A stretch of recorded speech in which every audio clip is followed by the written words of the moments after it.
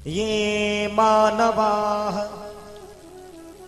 पाप कृतस्तु सर्वदा सदा दुराचार रता विमार्गा क्रोधाग्निदग्धः कुटिलाश्च कामिना सप्ताह यज्ञेन कलो पुनन्ति ते। देखिए, किसी भी चीज में आनंद जब भी आने वाला है जब तक हम उसके बारे में विस्तृत रूप से जानकारी नहीं कर लेंगे। पनीर की सब्जी खाने में जब भी आनंद आएगा जब तक मुझे पता नहीं चलेगा कि इसका स्वाद कैसा है। एसी में बैठने का आनंद जब भी आएगा जब तक दो चार लोग बताएंगे नहीं, बोले भैया चाहे जहां से घूम के गर्मी में आओ, चाहे जितना पसीना हो, चाहे जैसी उलझन हो, और एसी में बैठ जाओ तो सारा थकान, सारी गर्मी सब दूर हो जाएगी, है ना। ठीक उसी प्रकार भागवत कथा सुनने तो आए हैं, बोली आनंद तो जब ही आएगा, मन तो जब ही लगेगा जब पता चलेगा कि इस कथा से हमें क्या मिलेगा, इस कथा को श्रवण करके मिलने वाला क्या है, प्राप्त क्या होने वाला है। सूत जी महाराज कहते हैं, सौनकाद ऋषियों, ये मानवाः पाप कृतस्तु सर्वदा। इस संसार में चाहे कोई भी मानव हो, चाहे वो सदा पाप कर्म ही करता रहता हो, सदा दुराचार करता रहता हो, सदा दुराचार रता विमार्गा, चाहे उसका जो मार्ग हो सदा दुराचार का ही क्यों मार्ग हो, क्रोधाग्नि दग्धा, क्रोध करने वाला हो, सदैव उसका स्वभाव ही क्यों न क्रोधी हो, कुटिलाश्च कामिना, चाहे वो कुटिल हो और चाहे वो कामी हो। बोले भैया कैसा भी व्यक्ति क्यों ना हो, सप्ताह यज्ञेन कलो पुनन्ति ते। 7 दिन की अगर वो कथी तो इन 7 दिनों में ही उसका कल्याण होना संभव है, सुनिश्चित है। मैं आपको एक दृष्टांत बताता हूं, एक मैं कथा सुनाता हूं। जो इतना पापी था जिसके पापों का वर्णन नहीं किया जा सकता है, लेकिन उसका भी उद्धार भागवत जी की कथा से हुआ। सौनक ऋषि कहते हैं, भगवान तब तो मुझे बहुत जल्दी से बताइए, मैं सुनना चाहता हूं। सूत जी महाराज कहते हैं, सौनकाद ऋषियों, एक ब्राह्मण हुए, तुंगभद्रा तट के किनारे एक सुंदर सा नगर है, और उस नगर में एक ब्राह्मण देवता हुए हैं जिनका नाम है आत्मदेव। क्या नाम है? आत्मदेव। वैसे पूर्व समय में, आज के 10 से 20 साल पहले जो घरों में नामकरण किया जाता था, नाम रखा जाता था ना, वो नाम भगवान से ही जुड़ा रखा जाता था। जैसे सीताराम, राजा राम, दीनदयाल, शिवपाल, गोविंद, हाँ ऐसे नाम रखे जाते थे जो भगवान से मिलते जुलते हों, ताकि यदि हम अपनी क्रियाओं से, अपने कार्यों से समय न मिल पाए, मैं भगवान का स्मरण न कर पाऊं, तो कम से कम अपने पुत्र, अपने भाई, अपने बधु आत्मदेव, बोले जिसकी आत्मा में देवता का निवास हो, या यूं मानिए जिसकी आत्मा देवताओं के समान हो, ऐसे ही श्री आत्मदेव भगवान। और इनकी एक पत्नी है जिनका नाम है धुंधली। धुंधली किसे कहते? बोले अभी थोड़ी देर में 7 बजने वाला होगा, और आपसे अगर कोई पूछे, 100 मीटर पे कोई खड़ा होगा, आपसे पूछा जाए भैया वो कौन खड़ा है, तो आप कहेंगे दिख तो रहा है लेकिन धुंधला धुंधला दिख रहा है, साफ नहीं दिख रहा। धुंधले माने अंधेरा, यानी जो पति देव है वो कौन है? वो ज्ञान रूपी प्रकाश है, और जो पत्नी है वो अज्ञान रूपी अंधकार है। अब बताइए, क्या ज्ञान रूपी प्रकाश और अज्ञान रूपी अंधकार का कभी मेल होने वाला है? मेल हो सकता है? कदापि होने वाला नहीं है। रहीमदास जी ने एक बड़ा ही सुंदर सा दोहा लिखा है, बोले कह रही कैसे निभाए केर बेर को संग, वारस डोलत आपने और उनके फाटते अंग। केले को आप बेरी के पास में लगा दो, तो बेरी में क्या होते हैं? कांटे। जब हवा चलेगी ना तो बेरी जो है ना वो तो झूमेगी और उसके कांटे केले में चुभेंगे, केले का बदन फटेगा, उसको दर्द होगा, लेकिन बेरी को समझ में नहीं आने वाला है। ठीक उसी प्रकार आज आत्मदेव और धुंधली दोनों की जोड़ी है। आत्मदेव महाराज तो भगवान का भजन करते हैं, पूजा पाठ करते हैं, लेकिन धुंधली कैसी है? बोले उनको तो हमेशा चुगली करना, लोकवार्ता। लोकवार्ता कहते हैं एक दूसरे की चुगली करना, इधर उधर की बातें करना। धुंधली का स्वभाव कैसा है? बोले लोकवार्ता रता क्रूरा प्रायसो बहुजल्पिका सूरा च ग्रह कृत्येषु कृपणा कलह प्रिया। कलह प्रिया यानी धुंधली का स्वभाव ऐसा है, जहां कलह न होती हो वहां कलह करने वाली, जहां लड़ाई न होती हो वहां पर लड़ाई करवा देने वाली धुंधली है। हमेशा किसी की बात, कोई भी बात आप उससे कहो, दूसरे की बात को काट देने वाली है, कृपण है, कंजूस भी है। आत्मदेव ब्राह्मण बड़ा दुखी है। क्यों? पहला तो दुख ये है कि जो जीवन साथी मिला है वो ही मन का नहीं है। महाराज जी कुछ चाहते हैं और पत्नी कुछ करती है। व्यक्ति ये सोचता है कि यदि मेरा जीवन साथी मेरे मन का नहीं है तो चलो कोई नहीं, कुछ समय बाद में भगवान मुझे संतान दे देगा, मेरे घर में कोई पुत्र या पुत्री हो जाएगी तो उसी के सहारे जीवन कट जाएगा। लेकिन यदि वो भी ना हो तो समय ये आता है, ऐसा लगता है कि अब जीवन जीने से कोई फायदा नहीं, मर जाना चाहिए।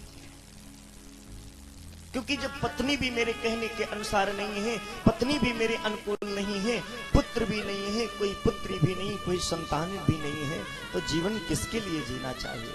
जो विद्वान पुरुष होते हैं वो सोचते हैं कि घर को छोड़कर वैराग्य ले लिया जाए, कहीं आश्रम में चला जाए, कहीं बाहर चला जाए, वहां भगवान का भजन किया जाए।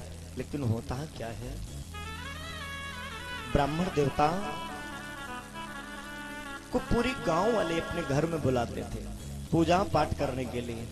लेकिन आज के दिन जब कोई संतान नहीं हुई ना तो लोगों के वहां से भी आवाजें आने लगी, ए भैया ये निर्वंशी ब्राह्मण है, जिसने स्वयं का कल्याण नहीं कर पाया वो हमारा कल्याण क्या करेगा। ये निर्वंशी है और मैंने सुना है कि जिसकी कोई संतान नहीं होती है, जिसके कोई पुत्र नहीं होता है, यदि वो पुत्र उसे अग्निदान ना दे तब तक उसको मुक्ति मिलने वाली नहीं है।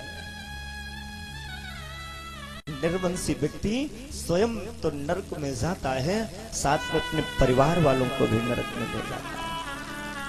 अरे मैंने ये भी सुना है कि निर्वंशियों का मुख तक देखना गलत होता है। अगर किसी कार्य से जा रहे हो और किसी निर्वंशी का मुंह देख लिया तो वो काम बनने वाला नहीं है, बिगड़ जाता है। जब लोगों ने ऐसा बोलना शुरू किया, कानों तक बात गई, ब्राह्मण देवता सोचते हैं अब तो मर जाना अच्छा है। और जानते हो किसी ने बड़ी सुंदर सी बात कही है कि जब पुत्र नहीं होता तो जीवन खराब होता, दुनिया के आगे अपना मुखड़ा उदास होता, भर भरे के देते ताने ये दुनिया वाले सारे, विधना ने पाप इसको जन्मों के लिए दे डारे। उस समय सुन सुन के उनकी बातें मनवा उदास होता, जब पुत्र नहीं होता तो जीवन खराब। शादी के 2 साल हो जाएं, 4 साल हो जाएं, घर में कोई संतान ना हो आस पड़ोस के लोग, घर के लोग, परिवार के लोग, नाते रिश्तेदारी के लोग जीना हराम कर देंगे। ना जाने इनके घर में कुछ हो क्यों नहीं रहा है, भगवान इन्हें कोई संतान क्यों नहीं दे रहे। हमें लगता है जरूर इन्होंने कोई पूर्व जन्म में ऐसे पाप किए होंगे जिसका फल इनको भोगना पड़ रहा है। बार बार की देती तानी ये दुनिया वाले सारी कि विधना ने पाप इनको जन्मों के लिए दे डाले। और जब वो बातें सुनने में आती है ना तो कितना हृदय दुखता है वो व्यक्ति जानता है। ब्राह्मण देवता ने सोचा अब तो मुझे मर जाना चाहिए। मरने का विचार बना करके जंगल में पहुंचे। एक सरोवर था और उसी में जैसे मरने जा रहे थे, भगवान ने सोचा क्या करूं, एक ब्राह्मण मरने जा रहा है। उसी क्षण मेरे प्रभु संत वेश में आ गए। अरे रुक जाओ, ठहर जाओ। कथम रोदसी विप्र, कथम रोदसी विप्रत्वं काये चिंता बलीयसी वदत्वं सत्वरं मह्यं स्वस्य दुखस्य कारणम्। ब्राह्मण देवता आप रो क्यों रहे हैं, आपके रोने का कारण क्या है, इतना दुखी क्यों है। तो सबसे पहला कारण बताया महाराज, आप तो जानते हैं मैं अपना दुख क्या बताऊं। एक जीवन का दुख हो तो बताऊं भी, यहाँ तो बहुत सारे दुख ही दुख हैं। जीवन ही दुखालय है, जीवन में कभी सुख है ही नहीं। क्यों कहो, कुछ तो बताओ। ब्राह्मण देवता कहते हैं प्रभु सबसे बड़ा जो दुख है वो मेरे कोई संतान नहीं है। और मैंने सुना है कि जब तक पुत्र अग्निदान नहीं करता है तब तक पिता की आत्मा को मुक्ति मिलने वाली नहीं है। पहला दुख। महाराज दूसरा दुख ये कि मैंने अपने घर में एक गाय पाल रखी है और जिस दिन से मैंने गाय को पाल करके रखा है उस दिन से लेकर आज तक गाय ने अभी कोई बछड़ा तक नहीं दिया। कहा जाता है कि घर में तुलसी का वृक्ष लगाओ, बड़ा शुभ माना जाता है। और ब्राह्मण के घर में यदि तुलसी ना हो तो बहुत ही बड़े अधर्म की बात है। ब्राह्मण के घर में यदि तुलसी ना हो, और महाराज मैं बार बार तुलसी का वृक्ष लगाता हूं, वो चलता तो है परंतु सूख जाता है। महाराज मैं कोई भी फल लेकर के आता हूं, घर के बाहर तो बड़ा अच्छा रहेगा, और लेकिन जैसे ही उस फल को मैं अपने घर के अंदर लाता हूं, लाते ही उसमें कीड़े पड़ जाते हैं। एक कारण हो दुख का तो बताऊं, जीवन ही दुखालय है। लेकिन फिर भी यदि आप मेरे जीवन को, मेरे दुख को दूर करने के लिए आए हो जीवन के, तो प्रभु केवल एक पुत्र मुझे दे दो, मुझे पुत्र चाहिए बस। ब्राह्मण देवता से संत भगवान ने कहा ये जो आपका पुत्र मोह लिखा है, पुत्र मोह में आपका मन लगा है, इसे दूर कर दो। मान लो कहीं पुत्र की जगह कुपुत्र हो गया तो क्या करोगे। आज हम पुत्र पुत्र कह रहे हैं कि मुझे पुत्र चाहिए, पुत्र चाहिए। अब मान लो वो पुत्र नहीं कुपुत्र हो गया, तब क्या करोगे। और व्यक्ति के जीवन में ये दोनों बातें आती हैं। एक समय वो आता है, वो अपने पुत्र के लिए रोता है, ना जाने कितने मंदिरों में अपने सर को पटकता है, भगवान मुझे एक पुत्र दे दो। और जब पुत्र हो जाता है तो बाद में यही बात कहता है, भगवान ऐसे लड़का से तो बिना लड़के के ठीक थे। दोनों बातें आती। संत भगवान कहते हैं ब्राह्मण देवता ये जो आप पुत्र पुत्र कह रहे हैं, इस मोह से दूर हटिए। मान लो पुत्र को पुत्र हो गया तो क्या करोगे। तो कहते हैं कि आंख किस काम की जब आंख के तारे न रहे, राज बेकार है जब राज दुलारे न रहे। भगवान बिना पुत्र के, बिना राज दुलारे के राजपाट, धन दौलत, वैभव सब व्यर्थ है। इसलिए बिना पुत्र के कुछ होने वाला नहीं है। अच्छा लाओ अपना हाथ दिखाओ। और जैसे हस्त रेखा को देखा संत भगवान ने, आहा, कहते हैं महाराज आप इस जन्म में पुत्र के लिए रो रहे हो, इस जन्म की तो बात छोड़ दो। सप्त जन्मावधि तब पुत्रो नए वचा। अभी तो एक ही गुना दुख था, अब 7 गुना दुख बढ़ा लिया। क्यों? जैसे संत भगवान ने कहा कि आपके जीवन में एक जन्म की तो बात छोड़ दो, 7 जन्मावधि, 7 जन्मों तक पुत्र नहीं लिखा है। अब तो महाराज कहते मुझे मर जाने दो, अब तो और भी नहीं जीना है। अभी तक तो ये आस लगी थी मान लो दूसरा जन्म मिले पुत्र हो ही जाए, लेकिन आपने पहले ही बता दिया 7 जन्मों तक नहीं, अब तो भगवान और भी नहीं जिएंगे। संत भगवान कहते चिंता ना करो, तपस्या रूपये का फल दिया, इसे ले जाकर अपनी पत्नी को खिला देना, आपकी पत्नी गर्भवती हो जाएगी और इससे सुंदर सा बालक होगा। संत भगवान लेकर के ब्राह्मण देवता फल लेकर के आए, अपनी पतली धुंधली को दिया। देवी मैं ये प्रसाद लाया हूं एक संत का दिया हुआ, इसे ग्रहण कर लो। इसे ग्रहण करने से अपने आंगन में भी एक सुंदर सा बालक आएगा, मुझे पिता कहेगा, तुम्हें मां कहेगा, हमारे भी घर में आवाजें गूंजेंगी। धुंधली कहने लगी महाराज बावरे तो नहीं हो गए, कहीं फल खाने से लड़के होते हैं। चलो ठीक है, आप लेकर के आए तो रख दो, मैं समय मिलने पर खा लूंगी। उस फल को रख दिया गया। धुंधली जब काम से निवृत्त हुई तो निवृत्त होने के बाद में आपस में मन में विचार कर रही है। बैठे बैठे हाथ में फल को पकड़े और सोचते जा रहे हैं क्या ये फल लेकर के आए हैं। और इन्होंने कहा फल को खाने से तुम गर्भवती हो जाओगी। फल भक्षेण गर्भस्या गर्भणोदर वृद्धिता, जब मैं फल खाऊंगी तो मैं गर्भवती होंगी, और गर्भवती स्त्रियों का पेट बढ़ता है। गर्भणो उदर वृद्धिता, गर्भणो उदर वृद्धिता, उदर माने पेट, पेट बढ़ेगा, और जब पेट बढ़ेगा तो स्वल्प भक्षम, मैं थोड़ा खा पाऊंगी। ततो शक्तिम गृह कार्यम कथम भवे। अब देखिए ये कहते, इसे कहते हैं धुंधली, अज्ञान रूपी अंधकार में ग्रसित, जिसके अंदर जरा सा भी ज्ञान नहीं है, इसे कहते हैं मोटी बुद्धि की धुंधली। कैसे? अब वो कहती है कि मैं गर्भवती हो जाऊंगी और गर्भवती हो जाने पर मेरा पेट बढ़ेगा, जब पेट बढ़ेगा तो स्वल्प भक्षम, मैं खाना कम खा पाऊंगी, और जब खाना कम खा पाऊंगी तो गृह कार्यम कथम भवे, घर का काम काज कैसे होगा, इसलिए मैं फल नहीं खाऊंगी, मैं गर्भवती नहीं होंगी। अच्छा देखिए अब दूसरी बात, इतना ही तर्क नहीं, न जाने कितने तर्कों का उसने कुतर्क कर डाला। अब वो क्या कहती, दैवा घाटी वजे दग्रामे पलाय दे गर्भणी कथम।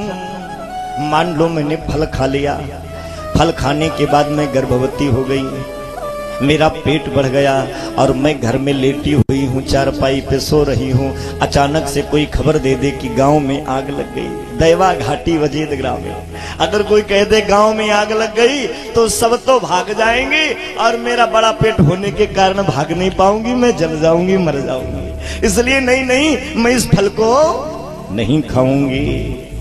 अब देखिए अभी इतना भी तर्क नहीं, अभी और तर्क दे रही है। तर्क क्या दे रही? क्योंकि वो तो अपने ही निज रुचियों में बड़ी माहिर थी धुंधली, अपना बढ़िया लाली टिकली बिंदी श्रृंगार करने में बढ़िया सुंदर। अब वो सोचने लगी कि मैंने सुना है कि जिसके भी पुत्र होते हैं, जब छोटे बच्चे होते हैं तो ज्यादा मलमूत्र त्याग करते हैं, गंदगी ज्यादा फैलाते हैं, कहो एक मिनट पर सुसु कर दे। हाँ अब मान लो अगर कहीं ऐसा मेरे साथ में होने लगा, मान लो मैंने फल खा लिया, किसी तरह से पुत्र भी हो गया, अब पुत्र हो जाएगा, और वो अगर ऐसा करेगा तो लालने पालने दुखम प्रसूता याश्च वर्तते। जो प्रसूतनी होती है उसको सबसे ज्यादा कष्ट, इतना कष्ट तो उसे जन्म देने में पुत्र के नहीं होता जितना कष्ट उसका बच्चे को लालन पालन करने में होता है। बोले मैं तो पुत्र को ही संभालती रहूंगी और अपना श्रृंगार नहीं कर पाऊंगी। इसलिए धुंधली ने एतु एवं कुतर्क योगेन तत्फलम नैव भक्षितम, इस प्रकार से कुतर्क करके उसने फल खाया ही नहीं और रख दिया। तब तक उसकी बहन आ गई, देखा धुंधली बैठी है, अरे बहना क्या बात है, बड़ा दुखी हो, बड़ी चिंता में बैठी। बोले ठीक समय आई बहन। अच्छा ऐसा भी होता है कि जो है जैसी संगति या जैसे हम होते हैं हमारी मित्रता भी वैसे ही हो जाती है ना। जो गांजा पीने वाले होंगे उनकी गांजा पीने वाले से मित्रता हो जाएगी, जो तमाकू खाने वाले होंगे उनके तमाकू वाले से मित्रता, जो जैसे होते बोले उनकी मित्रता भी वैसी जल्दी हो जाती है, और वैसे लोगों के पास में वो बैठना भी पसंद करते हैं। क्योंकि मान लो कोई अच्छे व्यक्ति के पास बैठेंगे, वो अच्छी बात बताएगा, वो समझ में आने वाली है ही नहीं। बहन आई, क्या बात है, क्यों दुखी हो, सारी बात बताई। बोले तू चिंता क्यों करती है, देख ये फल जो लाए हैं, इस फल को तू गाय को खिला दे, पता भी चल जाएगा भला फल खाने से पुत्र होते हैं कि नहीं, क्योंकि गाय के पुत्र नहीं हुए।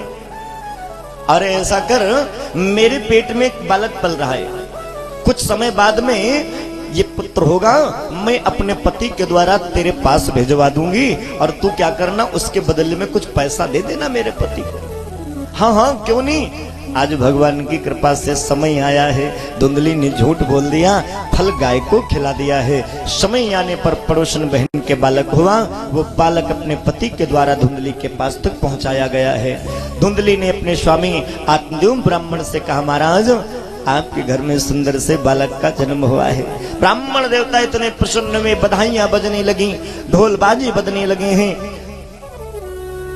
बधाई लुटाई जाने लगी हैं। महाराज बड़ा प्रसन्न है, आज मेरे भी आंगन में बालक आया है। समय आया नामकरण का। ब्राह्मण देवता जब नामकरण करने चले, धुंधली बोली ये मेरा बालक है, कष्ट मैंने सहा, मैं नामकरण करूंगी। तो नाम रखा है धुंधकारी, माँ का नाम है धुंधली, और स्वयं का नाम, पुत्र का नाम रखा है धुंधकारी। धुंध माने अंधेरा, कारी माने करने वाला। धीरे धीरे समय कुछ गुजरा, कुछ समय बाद में गाय के भी एक सुंदर सा बालक हुआ, जिसका नाम रखा गया है गोकर्ण। क्यों, जो गाय के बालक हुआ उसका सारा शरीर मनुष्य की भांति है, लेकिन कान गाय के जैसे हैं, इसलिए उसका नाम रखा है गोकर्ण। गो माने गाय के, कर्ण माने कान, जिसके कान गाय के समान हो, ऐसे पुत्र का नाम है गोकर्ण। अब तो गांव के लोग कहने लगे, आस पड़ोस के लोग कहते हैं धन्य है आत्मदेव, जब तक भगवान ने नहीं दिया तब तक एक भी पुत्र नहीं हुआ, और आज भगवान ने दिया तो देखो आत्मदेव के घर में एक नहीं दो दो पुत्र, अरे गाय भी पुत्र दे रही है। धन्य है भाग्य आत्मदेव के। लेकिन होता क्या है, दोनों के पालन में, लालन पालन में दोनों की विपरीतता हो गई, क्योंकि धुंधकारी का पालन धुंधकारी की माँ कर रही है, संस्कार माँ से मिल रहे हैं, और गोकर्ण का पालन पोषण गोकर्ण को शिक्षा दीक्षा उनके पिता से प्राप्त हो रही है। जो जैसा होगा ना वो वैसा ही तो सिखाएगा। पुत्र तो एक ही जैसे होते हैं, लेकिन संस्कार उनके जीवन को बदलते हैं। कुम्हार की मिट्टी की भांति, कच्ची मिट्टी से कुम्हार चिलम भी बनाता है, उसी मिट्टी से कलश, और उसी मिट्टी से सुराही, उसी मिट्टी से ना जाने वो कितने बर्तनों का निर्माण करता है। और जब मिट्टी पक जाती है, मान लो उसने कलश का निर्माण किया और वो पक गया, तब क्या उसके द्वारा वो कुछ और बना सकता है? मिट्टी पकने के बाद कुछ बना सकता है? नहीं। कब तक? जब तक वो कच्ची है। ऐसे संस्कार बच्चे जब तक छोटे हैं, उन्हें मार कर, डांट कर, पीट कर, समझा कर, अच्छे संस्कार देकर कुछ भी बनाया जा सकता है। और जब वो बड़े हो जाते हैं ना, पक जाते हैं ना, तो उन्हें बदला नहीं जाता है। आज दोनों में परिवर्तन हुआ। गोकर्ण भगवान का भजन करता है और धुंधकारी वैश्यागामी हो गया। जुआ खेलता है, मदिरा पान करता है, वैश्याओं की संगति करने लगा। गांव से उलाहने आने लगे, महाराज आपका ये बेटा मदिरा पान करता है, वैश्यावृत्ति करता है, इसे समझाइए, नहीं तो हम लोग आपको पूजा में नहीं बुलाएंगे, आपसे पूजन नहीं करवाएंगे। एक ब्राह्मण के घर का बालक ऐसे कर्म को करता है। कष्ट होने लगा। जैसे एक दिन मदिरा पान करके धुंधकारी आया, ब्राह्मण देवता ने सुना, देखा धुंधकारी आ रहा है, अरे बेटा ये क्या किया, ये तू क्या करके आया है? ब्राह्मणों के घर के ये संस्कार है। उसी समय जवाब दे दिया है, क्या पिताजी मुझे ये बात मत सिखाइए, क्योंकि मैं जानता हूं क्या अच्छा है क्या बुरा है। बाबा ने मानस में लिखा, गुण अवगुण जानत सब कोई, गुण अवगुण जानत सब कोई, गुण अवगुण जानत सब कोई, गुण अवगुण जानत सब कोई, जो जे भाव निकटे सोई, जो जे भाव निकटे सोई।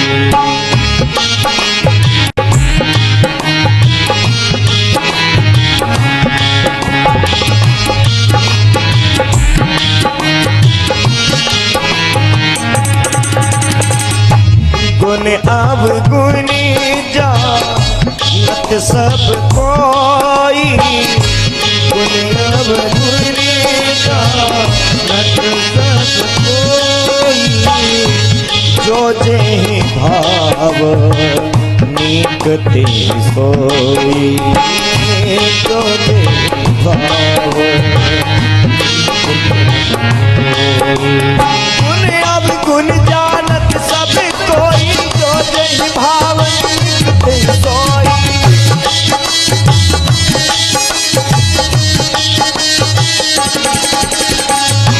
गुण अवगुण जानत सब कोई,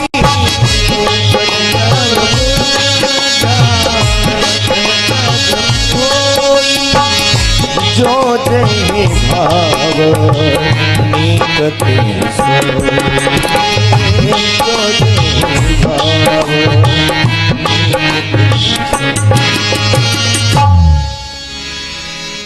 धुंधकारी को जैसे ही पिताजी ने समझाया, धुंधकारी कहता है बस शांत हो जाओ। और वैसे भी जिस समय पुत्र अपने बराबर हो जाए उसे पुत्र मत समझना।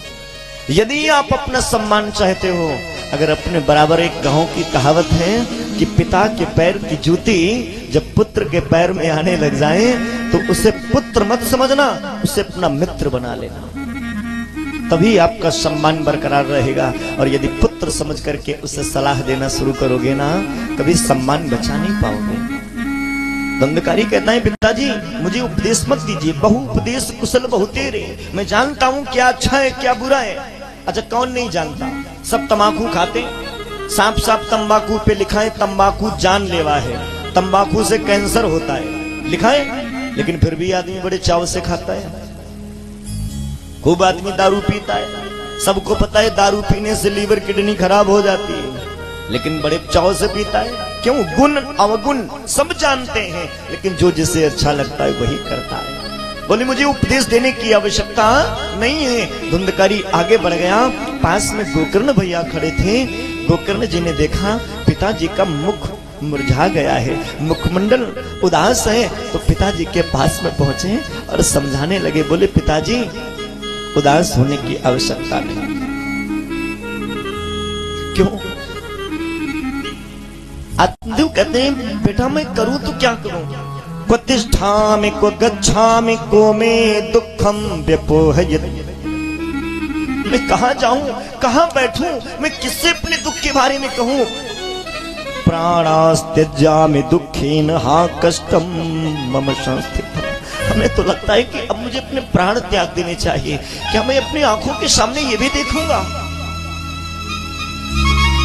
देखिए एक समय प्राण त्यागने जा रहे थे कि पुत्र था नहीं इसलिए प्राण त्यागने जा रहे थे, और आज इसलिए प्राण त्यागने जा रहे हैं कि पुत्र कुपुत्र हो गया है, अपनी आंखों के सामने पुत्र को ऐसे आचरण करते हुए देख रहे हैं। इसलिए क्या करूं? समझाना शुरू कर दिया। गोकर्ण जी बड़े विद्वान थे, उन्होंने कहा पिताजी अरे आप क्यों दुखी होते हो, आप ही नहीं संसार में ऐसा भला कौन है जो सुखी है। न चेंद्र से सुखम, जो देवताओं के राजा इंद्र है ना वो भी सुखी नहीं है। अगर कोई पूजा पाठ यज्ञ हवन करने लगता तो वो भी डरने लगते हैं, कहीं ऐसा तो नहीं मेरा सिंहासन पाने के लिए यज्ञ कर रहा होता। नचेन्द्रस्य सुखम किंचिन्न सुखम चक्रवर्तिनः।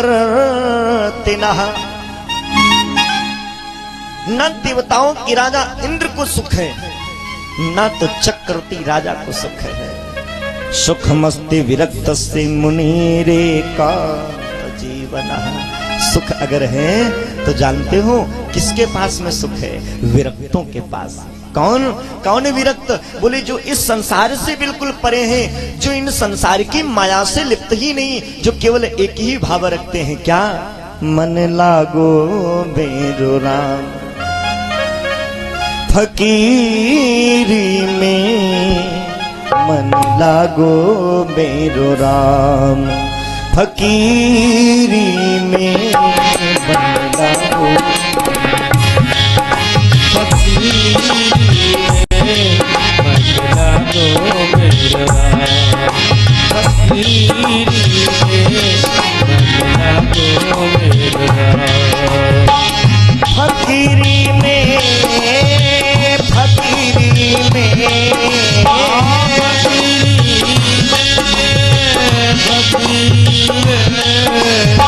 फकीरी में, जगीरी में,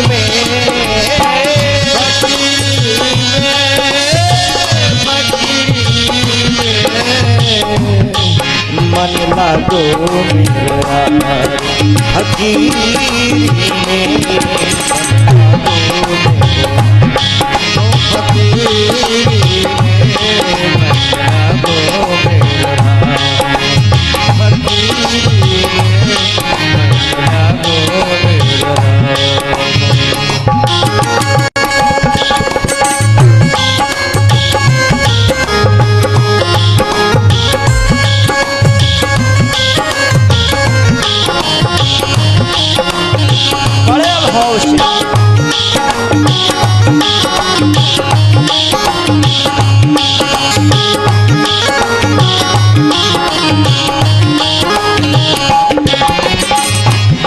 सुख पायो मैंने राम भजन में, जो सुख पायो मैंने राम भजन, जो सुख पायो मैंने राम भजन में, जो सुख पायो मैंने राम भजन में, वो सुख नाही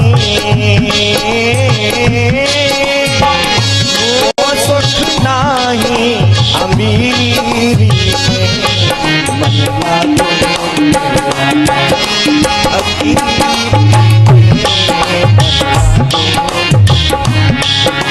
फकीरी में, मन लागो मेरो राम फकीरी में, मन लागो मेरो राम।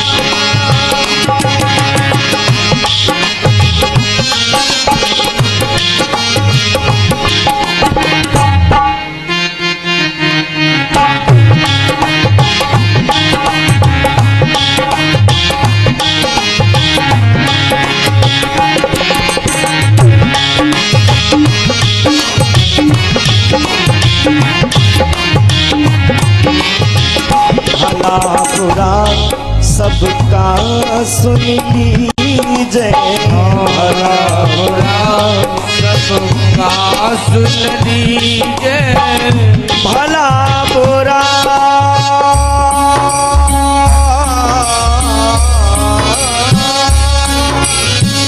भला बुरा सबका सुन लीजिए, भला बुरा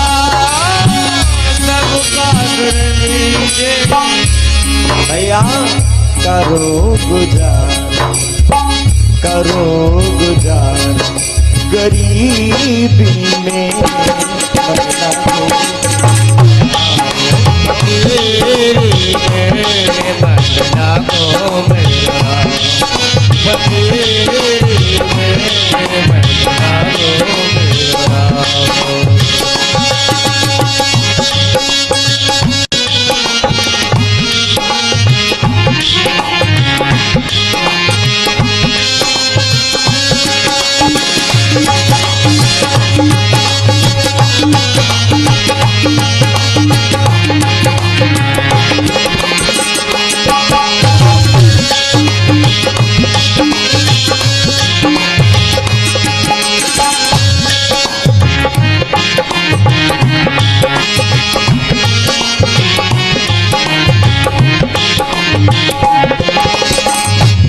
हाथ में सोने बगल में सोटा, हाथ में सोने बगल में सोटा, हाथ में खोने बगल में सोटा, हाथ में सोने बगल में सोटा, चारों दिशा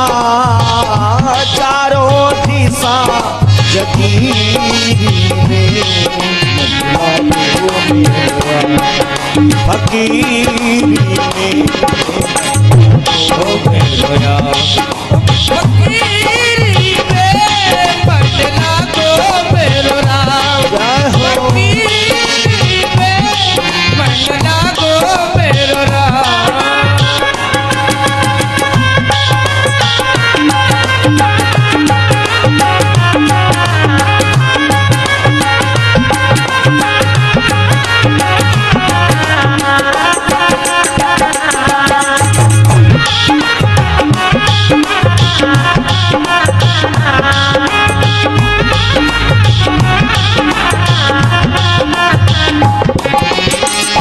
आखिर ये तन खाक मिल जाना, आखिर ये तन खाक मिल जाना, साथ जाने वाला कुछ नहीं है।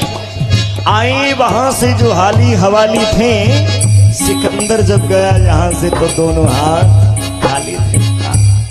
आया है सो जाएगा, राजा रंग फकीर, कोई सिंहासन चढ़ चला तो कोई बांधे जात।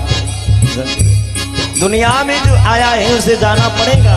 अभी कोरोना काल में एक से एक अरबपति और एक से एक गरीब शमशान घाट में जब जलाए गए तो जलाने पर सबकी राख एक ही जैसी बनी, उसमें कोई फर्क आने वाला नहीं है, चाहे जैसे हो। तो फिर क्यों घमंड करना। आखिर ये खाक मिल जाना, आखिर ये खाक मिल जाना, काहे फिरत मगरोरी में बनवाने फकीरी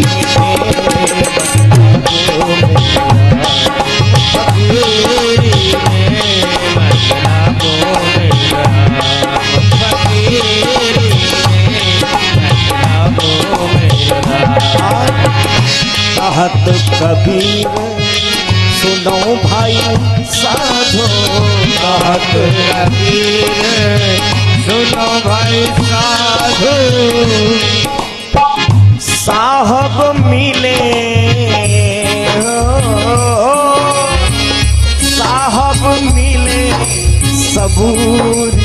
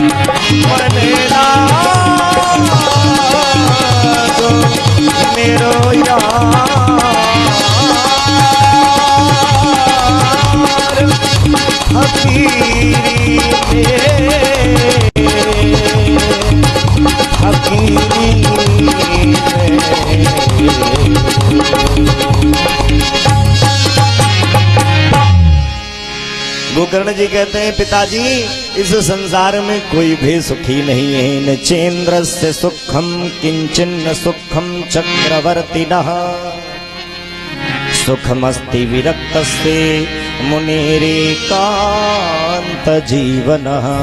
सुख मात्र उस व्यक्ति को है जो संसार से विरक्त है और एकांत में रहता है। मुनेरेकांत जीवन एकांत में रहता है, दुनिया से मतलब नहीं, और बस भगवान का भजन करना ही, बोले वही सुखी है। इसलिए यदि अपना जीवन का कल्याण चाहते हो तो मैं आपसे निवेदन करता हूं, क्या करो? बोले इस घर परिवार को छोड़ करके अब आप भगवान के भजन के लिए निकल जाओ। देहे स्थिमान सुरुधिरे धिमतिम त्यजत्वम जाया सुतादिषु सदा ममताम विमुच। ये जो देह मांस का रुधिर का बना हुआ हमारा आपका हाड़ मांस का शरीर है, ये इसी ममता में पड़ा रहता है। ये मेरे बेटे हैं, ये मेरी पत्नी है, ये मेरे पुत्र हैं, बस इसी ममता में पड़ा पड़ा अंत में अपने शरीर का त्याग कर देता है। लेकिन पिताजी आपको सदा ममता विमुच, इस ममता से आपको विमुच होना है, यानी दूर होना है, तभी जीवन का कल्याण कर पाओगे। क्योंकि ये साथ देने वाले नहीं है। आदमी का जिस्म क्या है? बोले जिस पे सैदा गुल जहां, एक मिट्टी की इमारत, एक मिट्टी का मकान, खून का गारा बना है, ईंट जिसमें हड्डियां। इस शरीर में गारा किसका बना है? बोले खून का। खून का गारा बने हैं, ईंट जिसमें हड्डियां, और चंद श्वासों पर टिका है ये ख्याले आसियां। मौत की पुरजोर आंधी जिस समय टकराएगी तो ये खाक की सुंदर इमारत खाक में मिल जाएगी। बेटा साथ देता है तो केवल अग्निदान तक, ध्यान दीजिए, कोई किसी का साथी नहीं है। बेटा साथ देता है तो केवल अग्निदान तक, और बेटी साथ देती है तो सिर्फ कन्या दान तक। पत्नी साथ देती है तो केवल मकान तक। यार मित्र नातेदार रिश्तेदार साथ देते हैं तो केवल शमशान तक। इससे तो आगे भजन ही है साथी, भजन के बिना अकेला रहेगा। रे मन ये दो दिन का, रे मन ये दो दिन का मेला रहेगा। कायम न जग का झमेला रहेगा।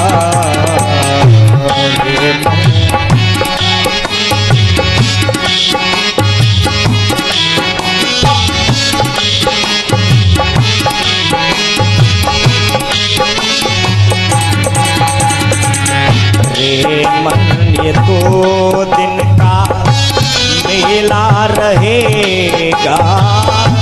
कायम न जग का झमेला रहेगा।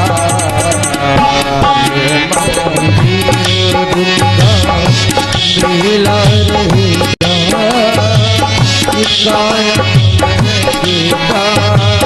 झमेला रहेगा।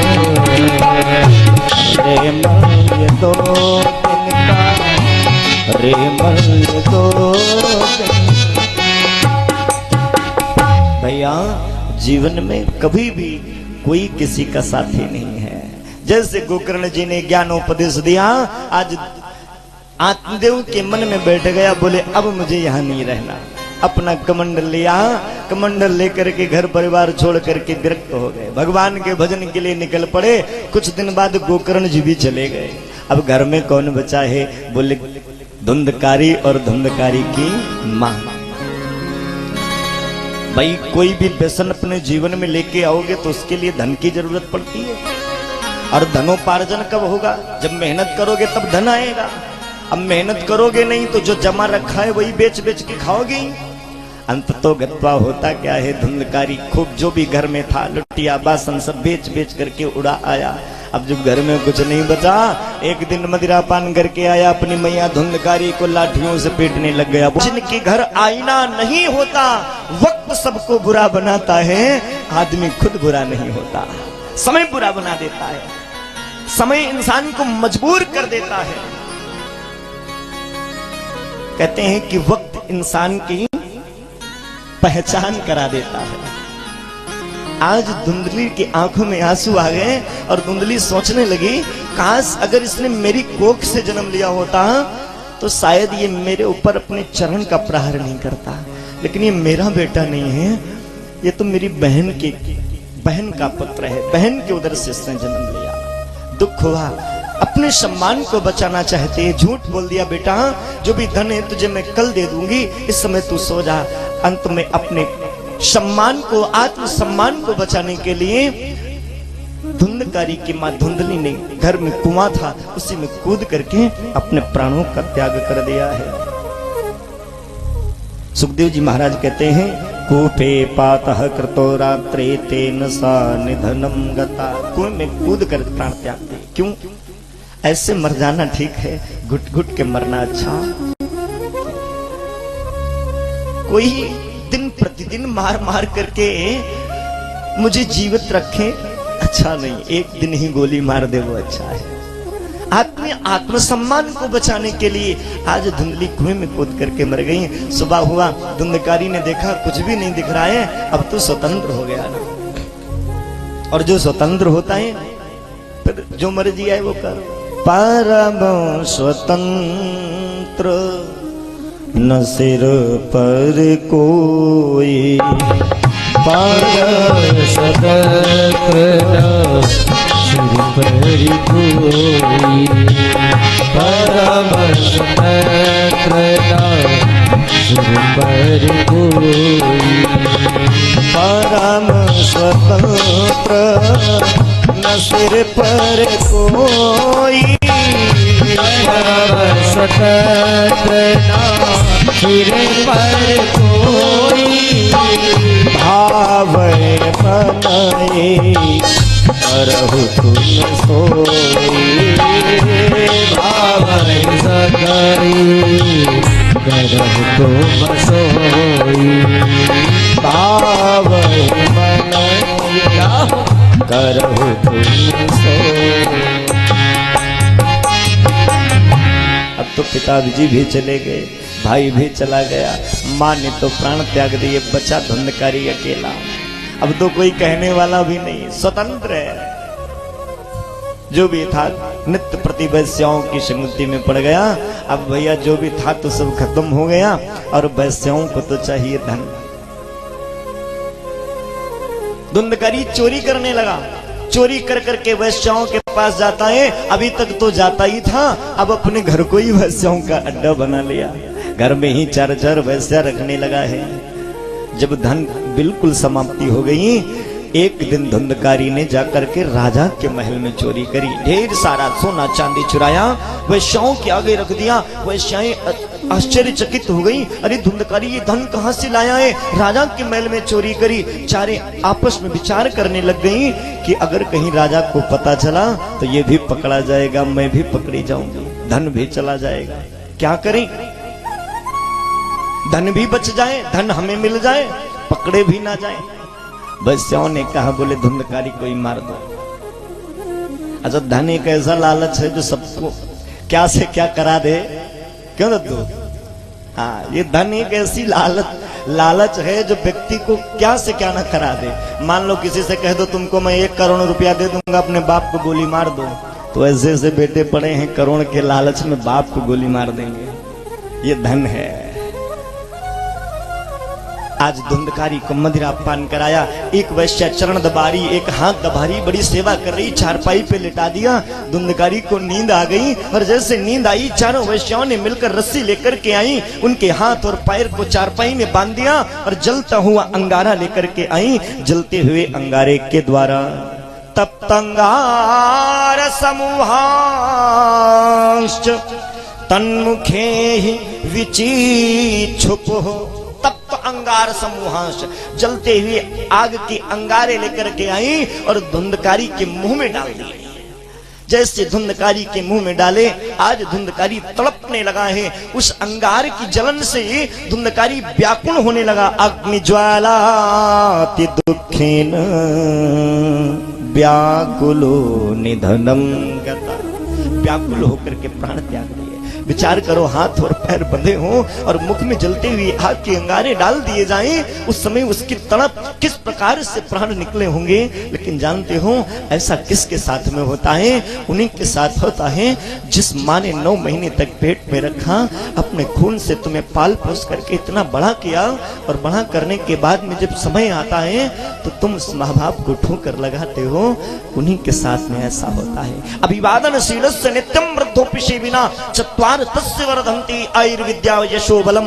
अभिवादन जो व्यक्ति नहीं करता है उनके पास में ये चीजें नहीं व्याप्त होती, और जो अपने बड़ों का सम्मान, माता पिता गुरुओं का सम्मान करता है ना, उसे 4 चीजें मिलती हैं, आयु, विद्या, यश और बल की प्राप्ति होती है। लेकिन जो नहीं करता है ना, उसका ब्रह्म, उसका तेज नष्ट हो जाता है। किसी ने बड़ी सुंदर से 2 लाइनें लिखी है कि माँ बाप जिनके लिए कुर्बानियां देते हैं, वही बेटे बुढ़ापे में उन्हें क्यों छोड़ देते हैं। वही बेटे बुढ़ापे उन्हें क्यों छोड़ देते हैं। माँ बाप जिनके लिए कुर्बानियां देते हैं, वही बेटे बुढ़ापे में उन्हें क्यों छोड़ देते हैं। बुढ़ापे में उन्हें क्यों छोड़ देते हैं।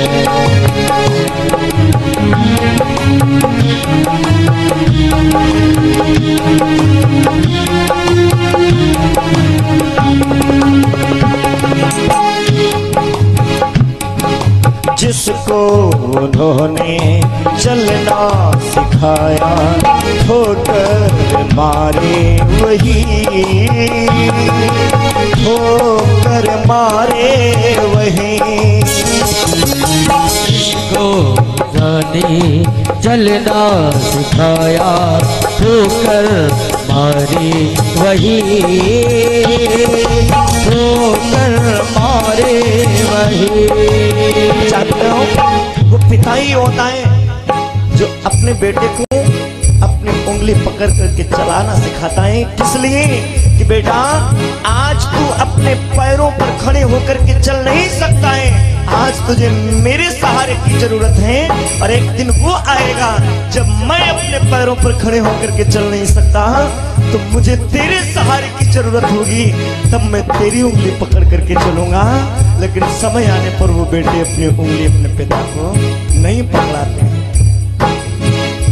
समय पिता, माँ वो होती है जो केवल अपनी गोद तक अपने बेटे को लेकर के प्यार करती है, लेकिन पिता वो हस्ती होती है जो अपने बेटे को अपने कंधे पर बिठाता है, और जब कंधे पर बिठा करके अपने पुत्र से एक बात बोलता है तो बात दिल को छू जाती है। वो पिता कहता है बेटा तू देख, जहां तक मैं नहीं देख सकता, जहां तक मेरी नजर नहीं जा सकती, वहां तक तू देख। क्योंकि वो पिता ही होता है जो अपने बेटे को वहां तक दिखाने की कोशिश करता है जहां वो स्वयं नहीं जा सकता। ये माता पिता का त्याग है। जिसको उन्होंने चलना सिखाया, ठोकर मारे वही, ठोकर मारे वही। जिसको पढ़ा के काबिल बनाया, घर से निकाले वही, घर से निकाले वही। हजारों दुआओं से मिलते हैं बेटे इन्हें, वही बेटे बुढ़ापे में उन्हें क्यों छोड़ देते हैं। वही बेटे बुढ़ापे में उन्हें क्यों छोड़ देते हैं।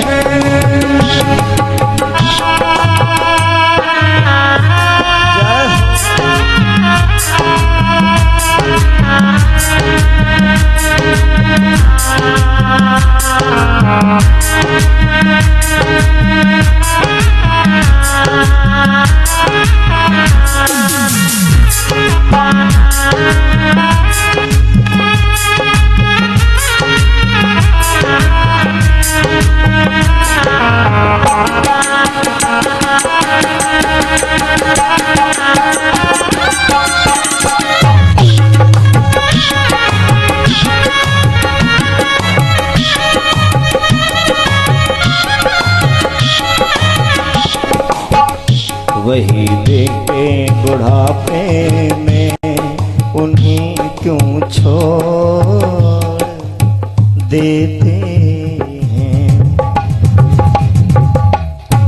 उन्हें क्यों छोड़ देते हैं। जो अपने माता पिता का अपमान करते हैं ना, आज जिस प्रकार से धुंधकारी की मृत्यु हुई है ना, क्योंकि उनकी यूं ही दुर्गति होगी जिनको वैसा प्यारी होंगी, जो सगे बाप की सगी नहीं वो और किसी की क्या होगी। वैश्याओं को केवल पैसे से मतलब होता है, वो अपने बाप की भी सगी नहीं है और तुम उनसे प्रेम करने के लिए चले हो, कभी नहीं तुम्हारी होने वाली।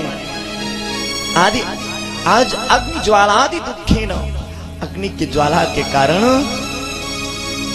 धुंधकारी का निधन हो गया। वैश्याओं ने सारा धन लिया और धुंधकारी को मार करके उसी घर में गड्ढा खोद कर उसमें गाड़ दिया, धन लेकर के चली गई। मोहल्ले वालों ने सोचा कि अरे रोज वैसे धुंधकारी बहुत जल्दी उठ जाता था, आज पूरा दिन होने वाला, अभी तक धुंधकारी क्यों नहीं उठा, गेट क्यों नहीं खुला है, सब चिंता करने लगते। तो मोहल्ले वालों ने किसी तरह से घर में प्रवेश किया और प्रवेश करके जैसे ही देखा तो धुंधकारी नहीं है, घर में कुछ खुदा पड़ा है, वैश्याएं भी नहीं है। आज जैसे ही खोदा खोद करके देखा तो धुंधकारी मरा पड़ा है। सबको जलाया, किसी तरह से खबर पहुंचाई है, कहा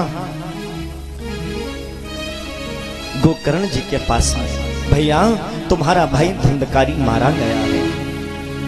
जैसे सुना हमारा भाई धुंधकारी मारा गया, उसी समय गोकर्ण जी ने गया श्राद्ध किया, हमारे भाई को मुक्ति हो। लोग गया क्यों करने जाते? गया इसीलिए तो जाते कि हमारे पूर्वज, हमारे पिता, हमारे पूर्वज, हमारे बाबा जिनकी आत्मा को शांति न हुई हो उनकी शांति हो जाए।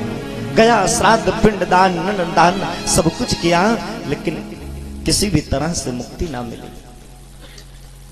करने के बाद लौट करके अपने घर आए। जब गोकर्ण जी घर आए तो देखते घर में बहुत बड़ा जंगल खड़ा हो गया है, बहुत से बबूल के कांटे हैं, पूरा जंगल ही जंगल दिख रहा है।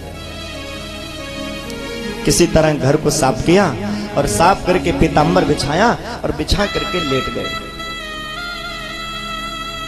जिनकी अकाल मृत्यु होती है वो हमेशा प्रेत योनि में ही जाते हैं, उनकी आत्मा को कभी मुक्ति नहीं मिलती। जिनका एक्सीडेंट हो जाए, जो लोग फांसी लगा लें, आगी लगा लें, जहर खा लें, कभी उनकी आत्मा को मुक्ति मिलने वाली नहीं है। और एक बात याद रखना, जीवन दुखालय है, बहुत दुख मिलेगा। जब मेरे प्रभु राम अवतार लेकर के आए और कहा इनसे बड़ा क्या, राम जी से भी बड़ा दुख किसी को मिला है जीवन में या मिलेगा? भगवान श्री कृष्ण से भी बड़ा किसी को दुख मिला है या मिलेगा? क्यों भाई साहब? जिन्होंने केवल जन्म लिया और जन्म लेकर के 10 दिन के भी नहीं हो पाए, उतना जैसी राक्षसी मारने के लिए चली गई, ये कोई दुख की बात नहीं है तो क्या है? इससे भी बड़ा किसी को दुख मिलेगा? तृणावर्त, बकासुर, अघासुर सब भगवान को मारने ही तो जा रहे हैं। राम जी से बढ़कर के तो भला किसी को मिलेगा जिनका राज्याभिषेक होने के लिए जा रहा है। वशिष्ठ जैसे गुरु जिन्होंने ग्रह नक्षत्र सब कुछ अनुकूल करके सब देख करके शुभ मुहूर्त निकाला और वो मुहूर्त में प्रभु का राज्याभिषेक होने जा रहा था और सुबह उनको 14 वर्ष के लिए वन भेज दिया गया, इससे भी बड़ा कोई दुख मिलेगा? और अकेले नहीं, अपनी पत्नी के साथ में राजसी वस्त्रों को उतार कर तापस वेश विशेष उदासी 14 वर्ष राम वनवासी, इससे भी बड़ा दुख मिलेगा? अरे जब उन्हें जो परमात्मा को दुख भोगना पड़ा तो हम लोग साधारण हैं। और उस दुख में आकर कभी भी अपने शरीर का त्याग मत करना, क्योंकि हम लोगों को तो यहाँ खाने के लिए अच्छा भोजन मिलता है और जो भूत प्रेत होते हैं ना, बबूल के कांटों पे रहना पड़ता है, बबूल के पेड़ पे।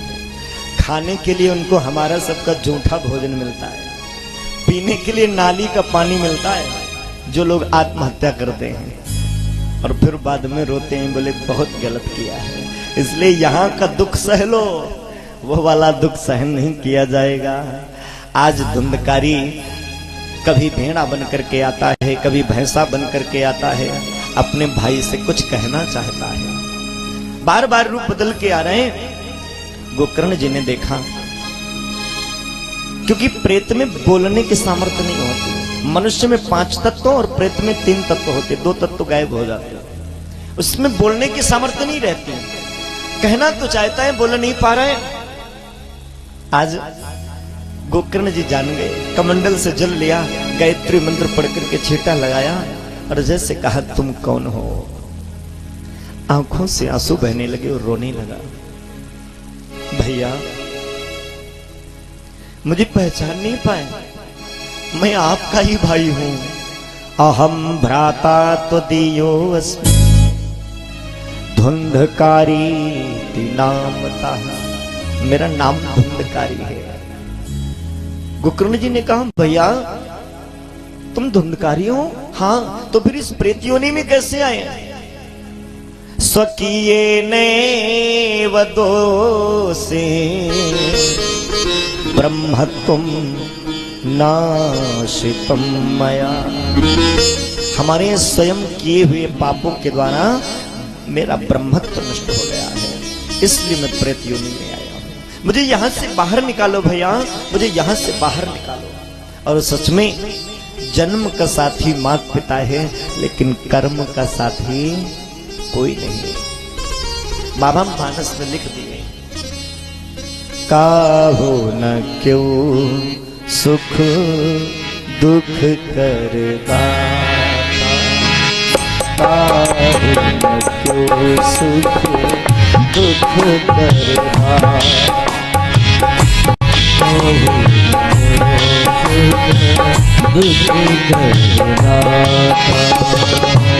काहो न क्यों सुख दुख करता, काहो न क्यों सुख दुख करता, निज कृत कर्म भोग सब दाता, निज कृत कर्म भोग सब दाता।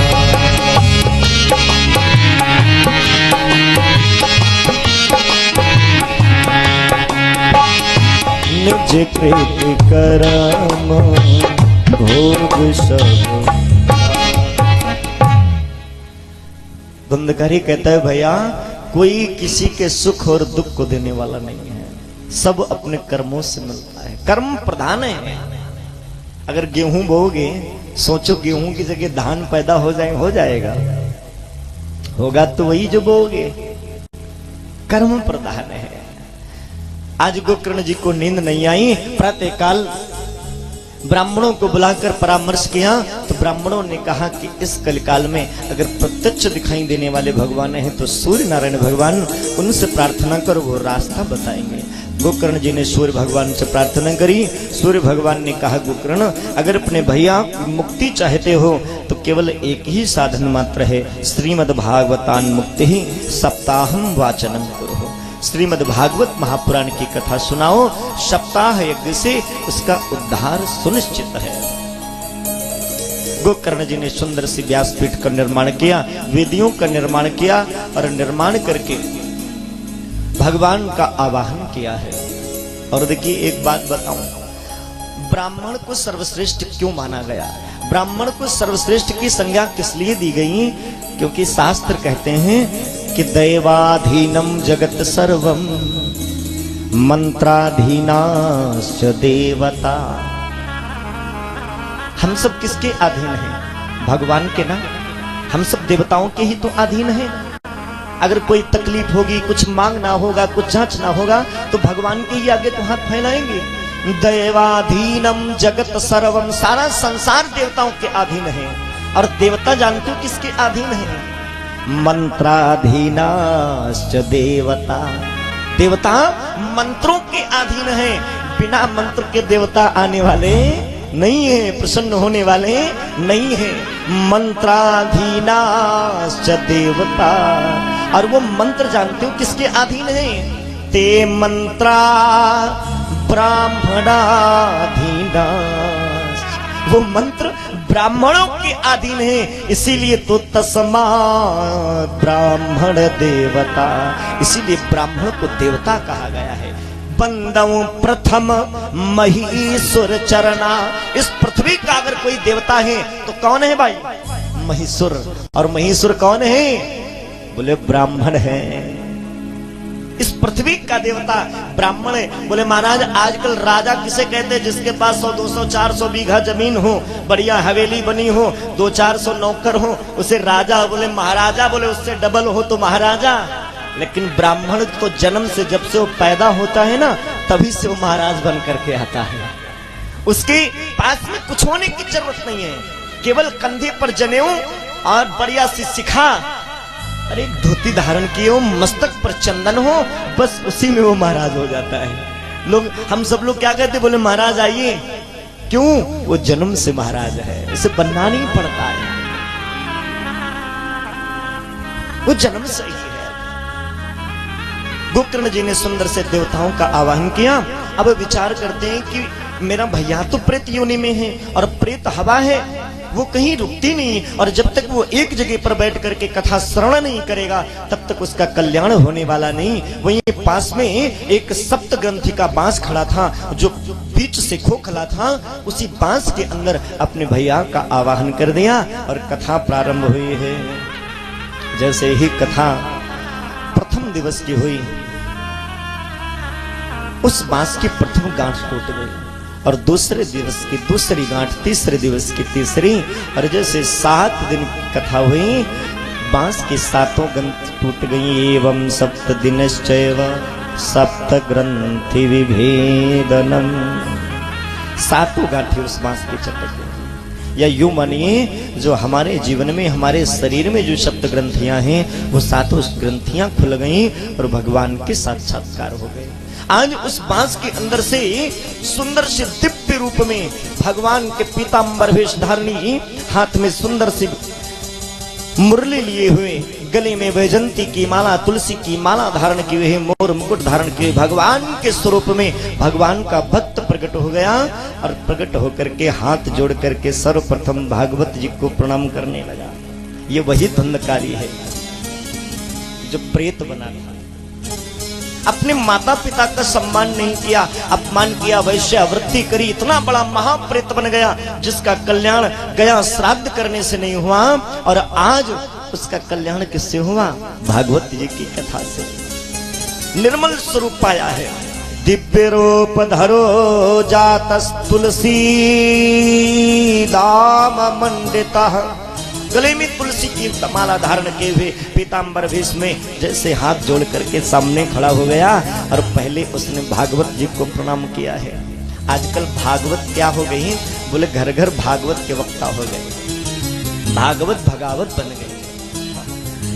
एक कथा व्यास हैं हेमराज यादव जी, वो कहते हैं कि सुनो, भागवत से कल्याण होने वाला नहीं है, कल्याण तो हमारे झंझट सुने से हुई। तो जानते हो कल्याण संभव नहीं है।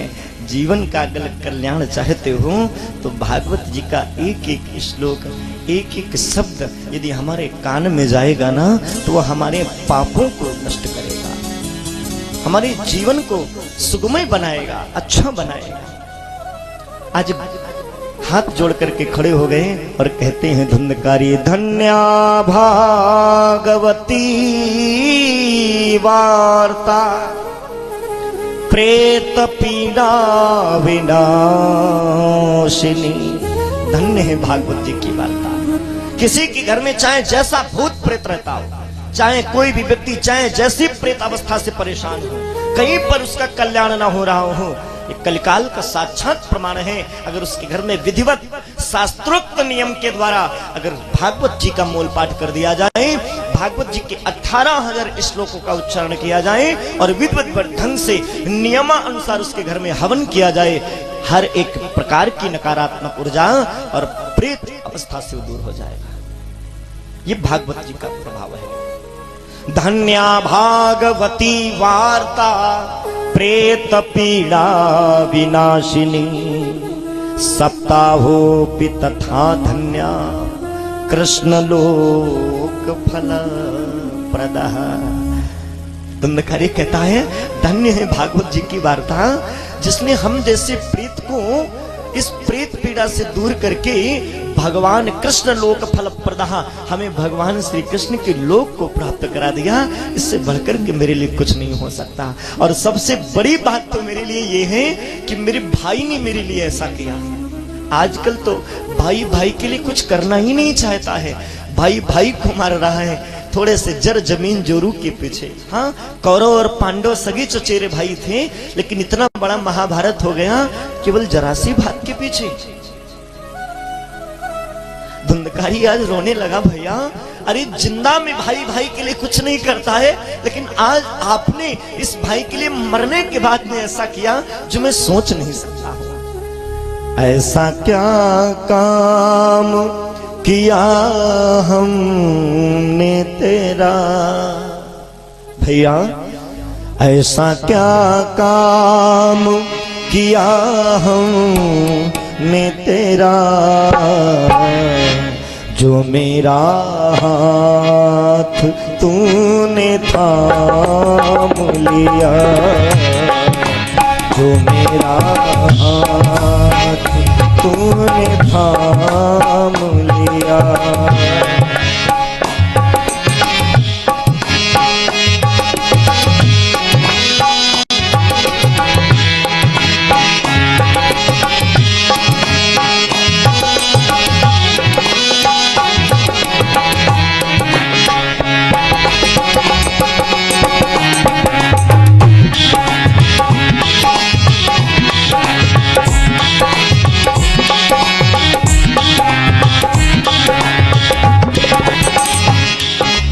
ऐसा क्या काम किया हमने तेरा, ऐसा क्या काम किया हमने तेरा जो मेरा हाथ तूने थाम लिया।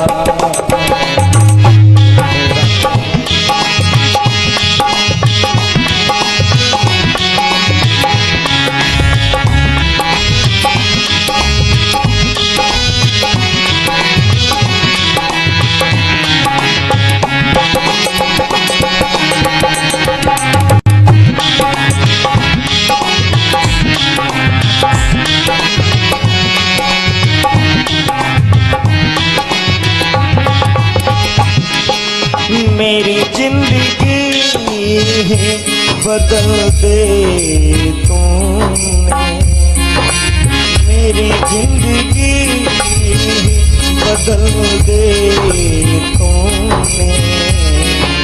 क्या जरा सा मैंने तेरा नाम लिया,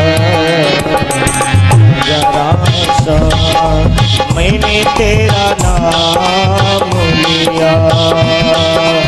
ऐसा क्या काम किया हमने तेरा जो मेरा हाथ तूने थाम लिया।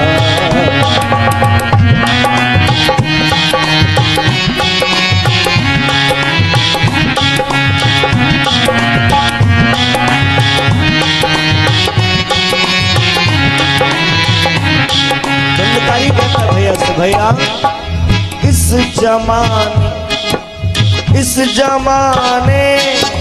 में मैं अकेला था, इस जमाने में मैं अकेला था। तेरी माया के रंग में खेला था, तेरी माया न सताए उसको, तेरी माया न सताए उसको जिसको अपना तूने मान लिया, जिसको अपना तूने मान लिया।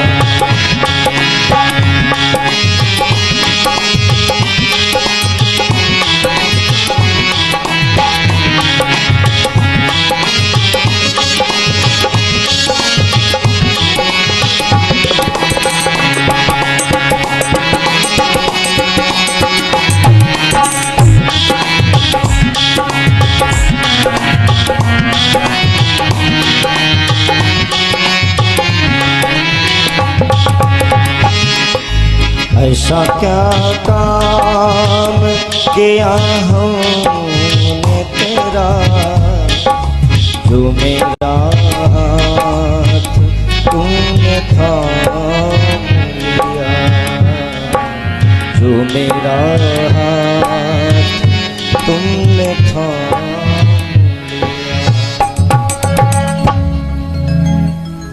इतना कौन करता है किसी के लिए, जितना तूने कर दिया है मेरे लिए।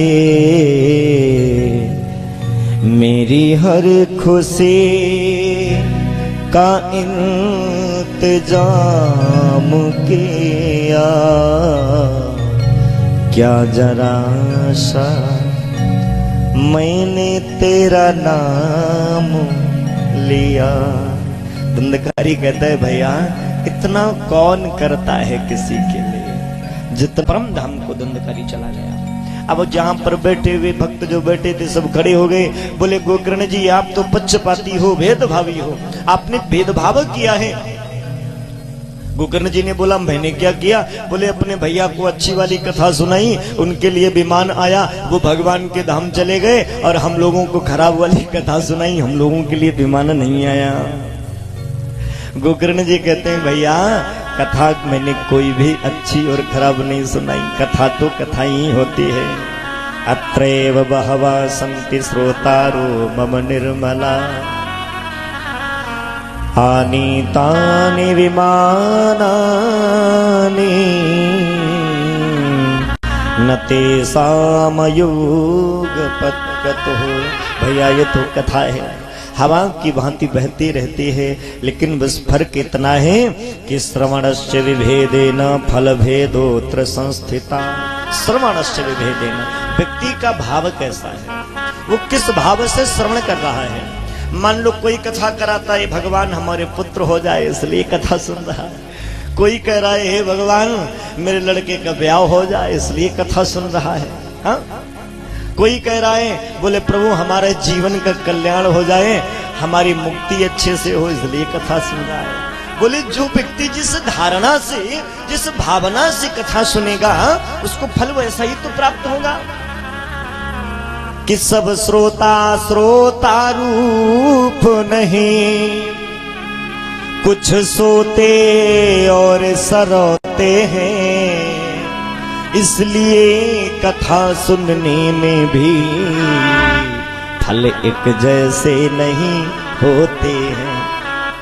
सारे श्रोता ही नहीं है, कुछ तो मतलब कथा सुनते सुनते जैसे भैया के ढोलक सुनते सुनते कहो कथा में ही सोने लग जाए, खर्राटे लगाने लग जाए। हाँ?